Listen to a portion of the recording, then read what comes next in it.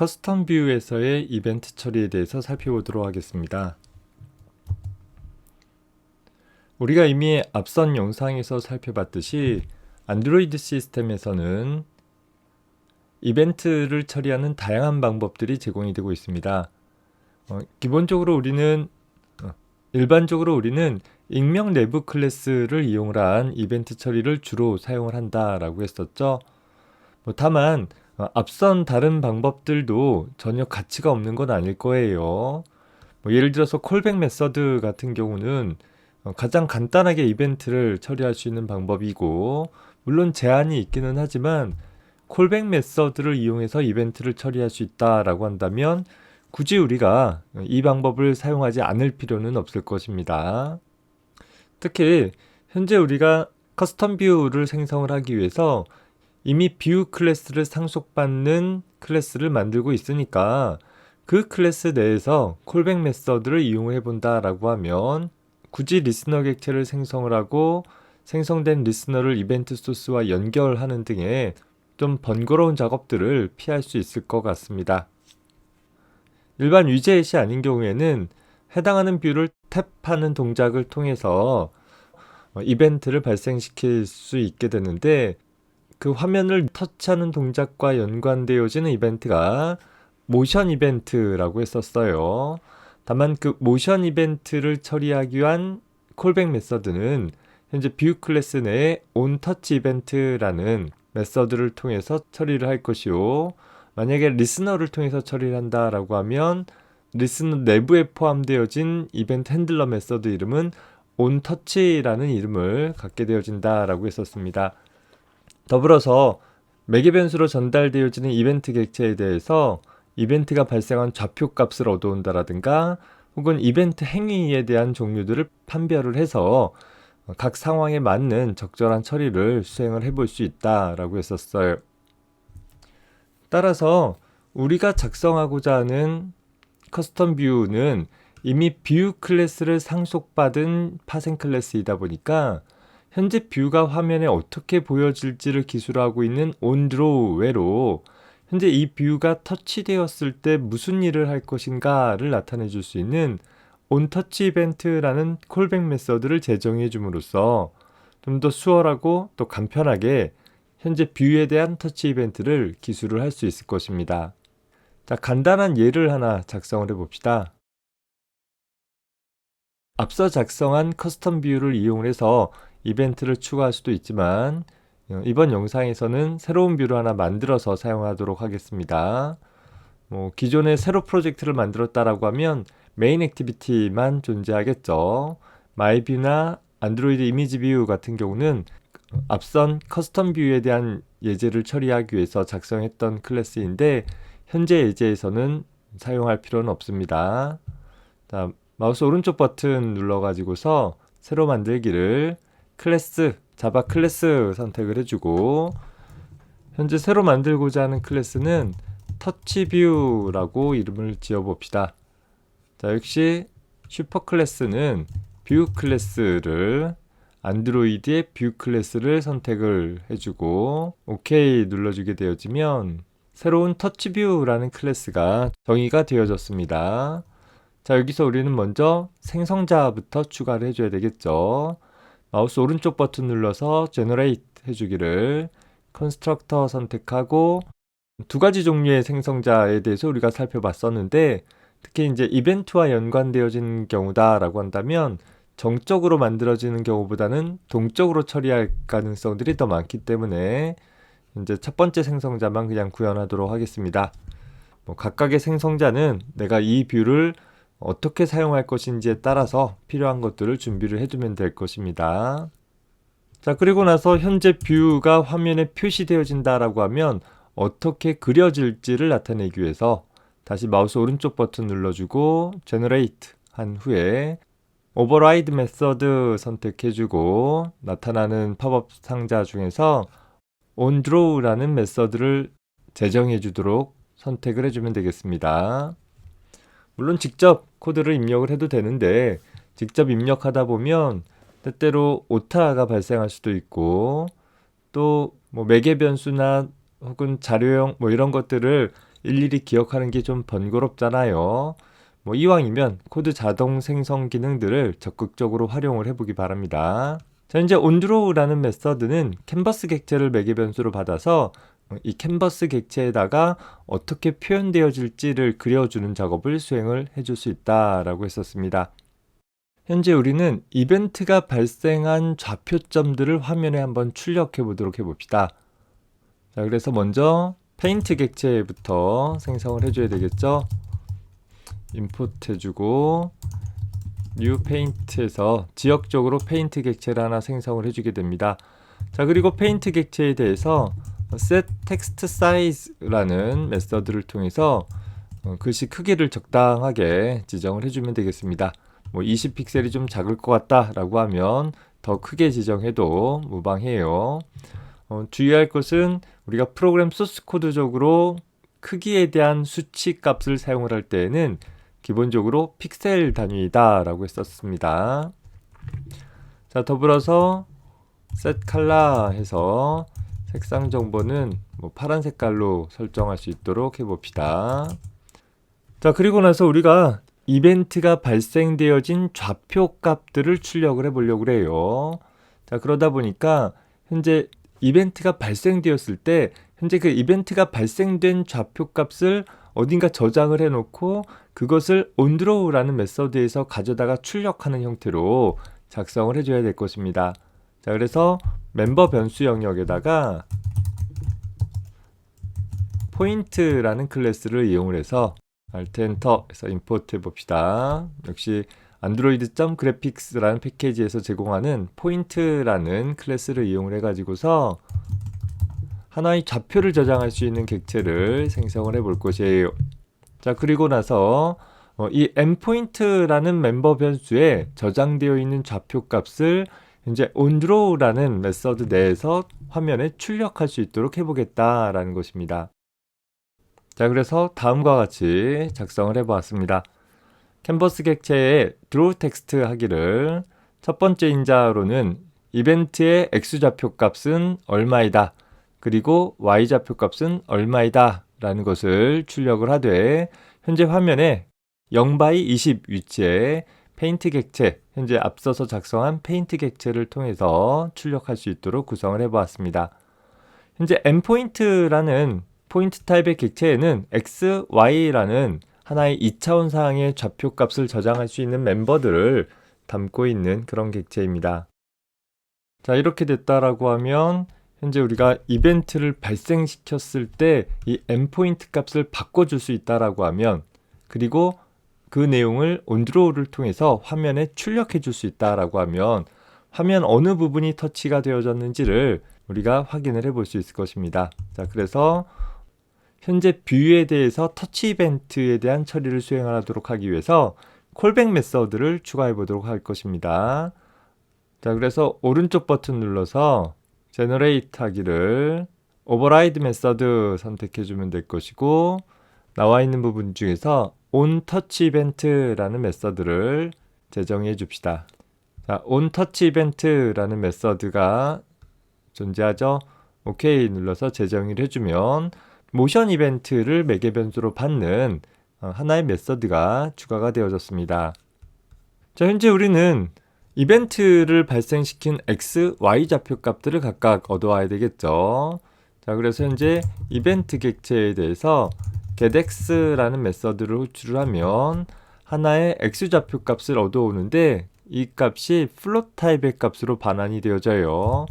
우리는 그냥 정수형으로 해서 캐스팅을 해서 정수형 변수에다가 저장을 해두고 마찬가지로 y라는 값도 이벤트 객체에 대해서 getY라는 이제 플롯 타입을 반환을 하기 때문에 우리가 정수형으로 바꿔 가지고서 저장을 해봅시다.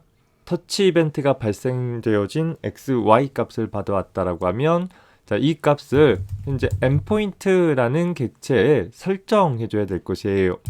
set이라는 메서드를 통해서 현재 x, y 값을 설정하도록 구성을 해봤습니다.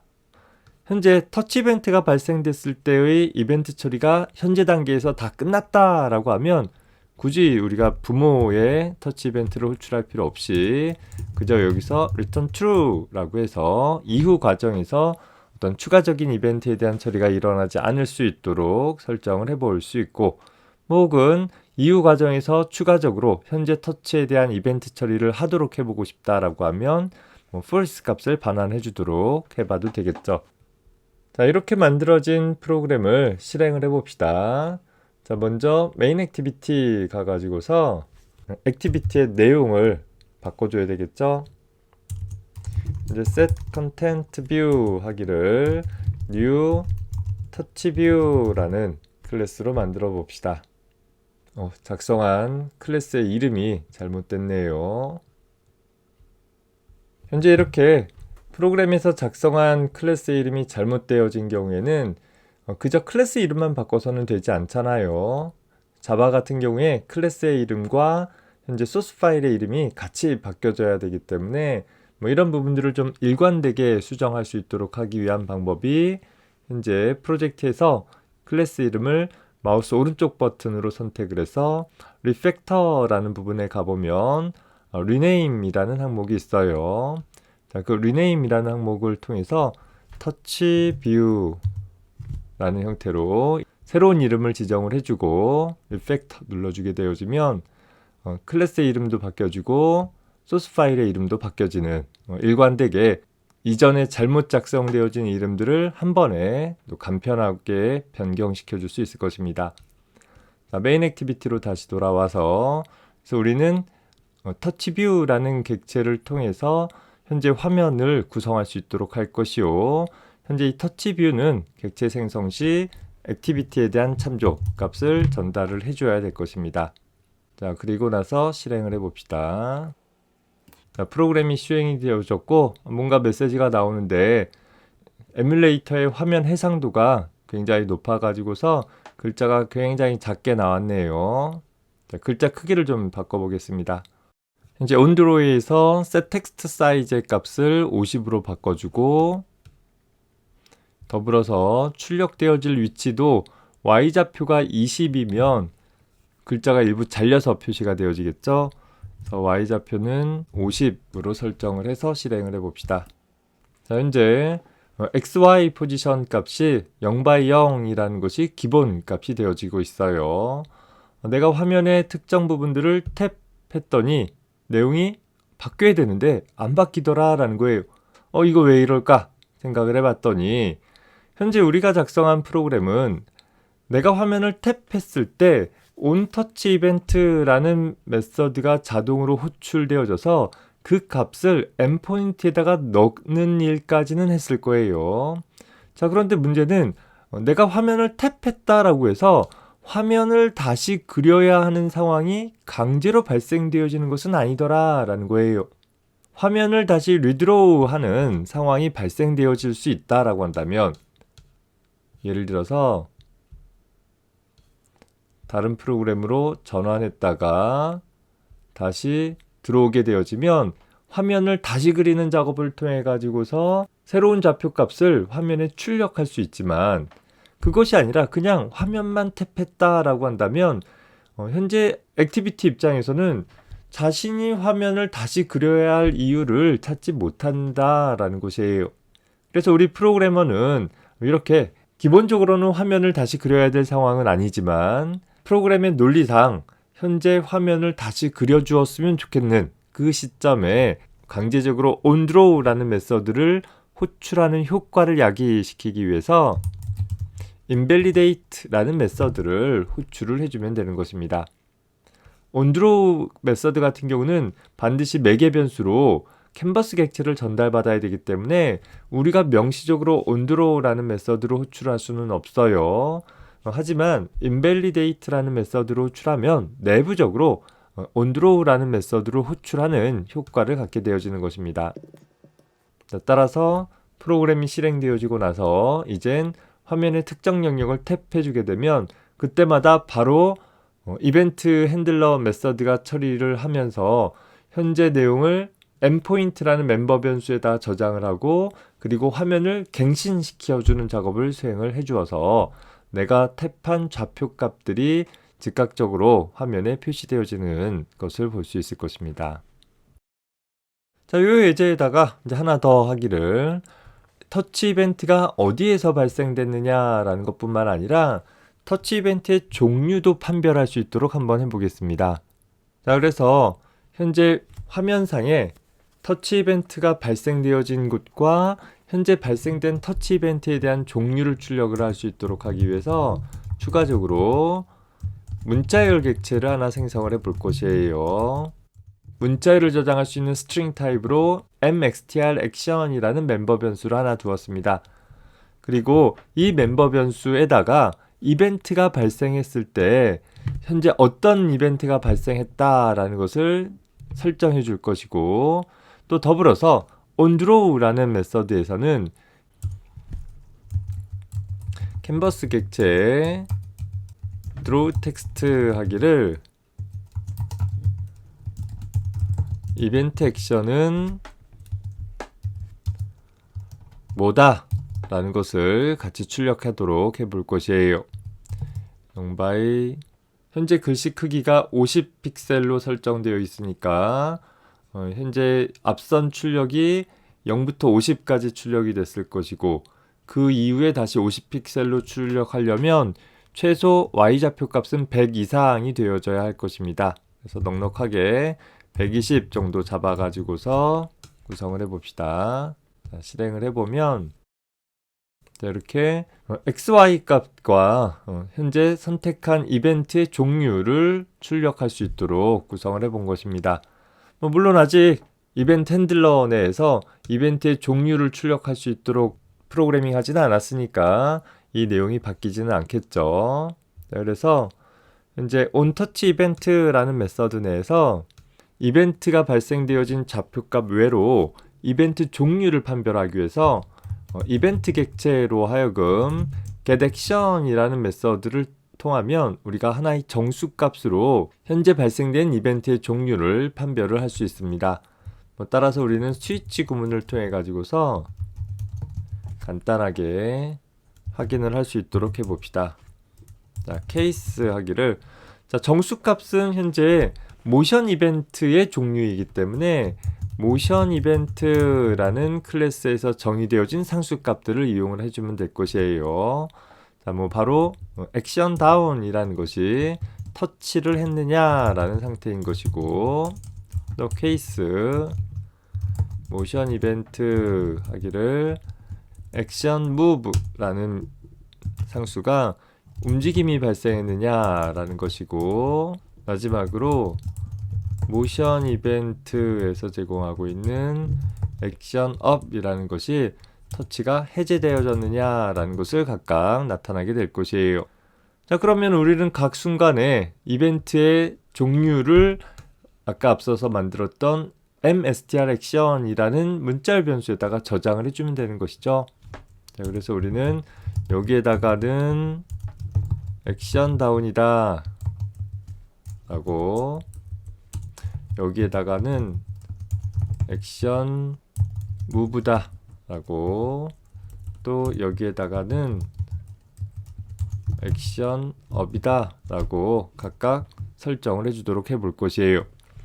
여전히 이 작업이 끝난 다음에 invalidate 호출되었으니까 현재 터치가 일어난 곳의 좌표값과 더불어서 현재 터치가 일어났을 때의 종류 값들을 다시 그려주는 onDraw라는 메서드가 자동으로 출이되어질 것입니다. 그래서 실행해주면, 자, 그래서 화면의 특정 영역을 탭해주면, 자, 현재 마우스 버튼을 누르고 있는 상태인 것입니다. 그러면 액션 다운 되어 있죠. 자, 누른 상태로 이동하게 되어지면 액션 무브 되어 있고, 다시 멈춰서서 마우스가 현재 멈춰섰지만 마우스 버튼을 누른 상태의 이벤트가 또 발생된 건 아니기 때문에 액션의 종류는 여전히 마지막으로 발생한 move라는 액션 종류가 표시가 되고 있습니다. 자, 이 상태에서 버튼을 떼어주면 액션 up이라는 값으로 바뀌어지는 것을 볼 수 있습니다. 누르고 움직이고 떼고 하는 그런 작업들을 해볼 수 있는 것이죠.